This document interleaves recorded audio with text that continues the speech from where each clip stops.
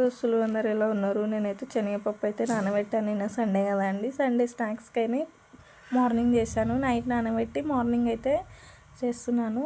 ఇంకా మీరు 3 అవర్స్ వరకైనా నానబెట్టుకొని చేసుకోవచ్చు. ఇక మిక్సీ జార్లో శనగపప్పు మిక్సీ జార్లో వేసుకొని అందులో కొన్ని పచ్చిమిర్చి, అల్లం ముక్క, ఇంత సాల్ట్ వేసుకొని గ్రైండ్ చేసుకోవాలి. ఎందుకంటే పచ్చిమిర్చి వేసినా కాబట్టి చేదు అనిపిస్తుంది. అందుకని సాల్ట్ వేసుకున్నాను. మీరు కూడా వేసుకొని లేకపోతే లేదు.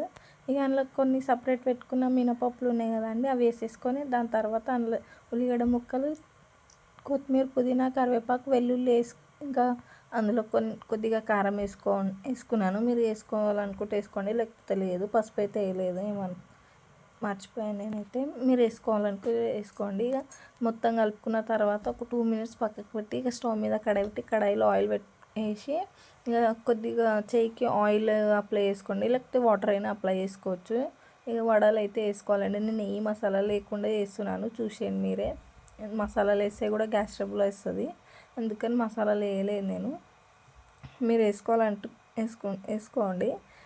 మసాలా ఇదైతే సింపుల్గా శనగపప్పు వడలు అంతే, మసాలా వడ అయితే కాదు. మీకు నచ్చితే లైక్, షేర్, సబ్స్క్రైబ్. ఇంకా జై శ్రీరామ్.